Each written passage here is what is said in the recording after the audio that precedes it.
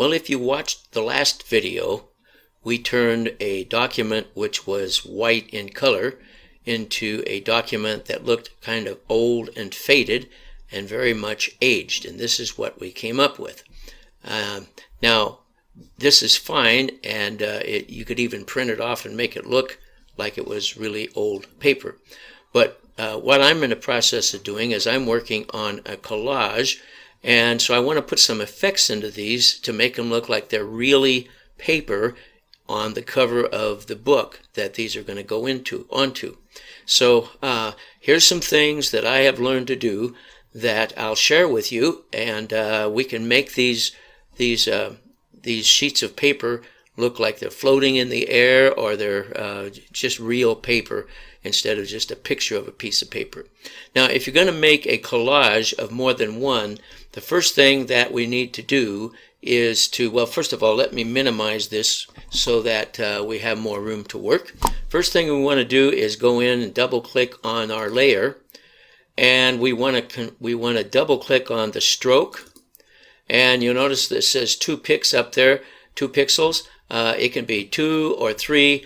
Let's go with 3 just for demonstration purposes. You don't want it very big, and then you also want the line to be on the inside. So when we click OK, and you'll notice if I'll flip this back and forth, if you leave it on outside, it never shows up.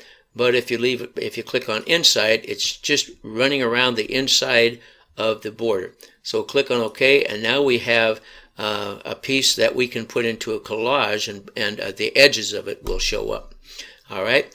Now the next thing we want to do is we want to warp this a little bit. But before we can warp it, we have to enlarge the canvas size. So we'll go over here and click on Image, and we'll click on Canvas Size.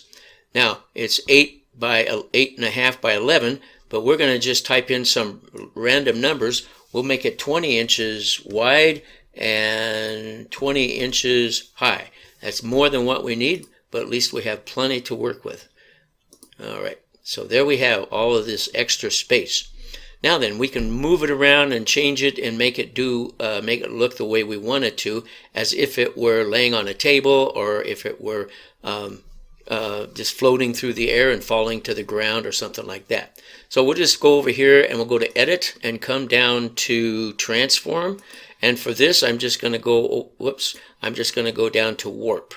When you go down to Warp, up here in the upper left-hand corner, the reference point is in the center. Now you can change this and play around with it, but I want to leave it in the center because we're going to move the top portion of this paper away from us, and the bottom portion is going to come towards us. And the way to make it look like it's going away from you is to make it more narrow at the top than it is in the middle. And to make the bottom look like it's coming toward us, we need to make the bottom wider. So let's start with the top, and we're going to just grab this upper left-hand corner, and we're going to drag that down like so, and we'll just move it over there, about there. Now then we have to go to the other side, and we have to drag it down the same way, only we're going to pull it together a little bit. We're going to move these so we get a straight line across there. And now you'll notice the top is a little more narrow than it was. So it looks as though it's moving away from us. And now we're going to come down to the bottom. And by the way, we can pull this out and exaggerate that a little bit to make it look like it's bent further back than that. We need to bring this down a little bit too, and get this so that now we need to bring it in like that, so that it looks like the paper is falling away at the top. Okay, so we got that done. Now let's go down to the bottom and let's do the same thing, only we'll bring it toward us. So we'll bring this guy over here like this, and my computer's having a hard time keeping up with me while it's recording. And we'll bring this one over here. We're going to bring this up like so, and we'll exaggerate a little bit by bringing this in and bringing this side in. And then we need to catch up on these guys here to keep our paper straight across at the bottom. Okay, so now we've got it wider at the bottom, therefore it looks as though it's closer to us, and it's more narrow at the top. Now you can play around and do a whole lot more with this, but for explanation purposes, we'll leave it like this. And you can see the top is falling away and the bottom is dropping toward us. Now we go up here and we can undo it by clicking on the little circle with the line through it if we didn't like what we had, or we can click on the check mark and it'll clear up, and there's our paper. And you notice that it has that little black line all around the edges. And so now we've got our paper looking as though it's just kind of falling away and about to drop down on the tabletop or something like that.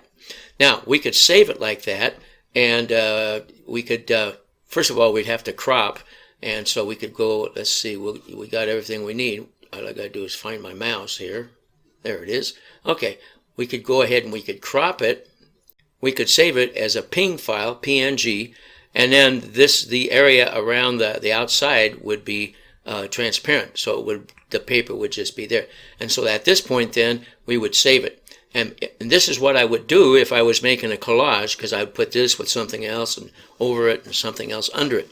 But if you're just making this one and you just want to make a nice looking a graphic of a piece of paper that's old and kind of laying there crooked, we'll go over and we'll double click on layer, and we'll come up and we'll double click on drop shadow. Okay. Now, this little circle thing here, we'll put it so the sun is coming from almost over the top.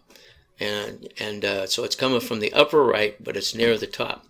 And what we want to do is we want to increase the distance of the shadow. So we're going to move this like this.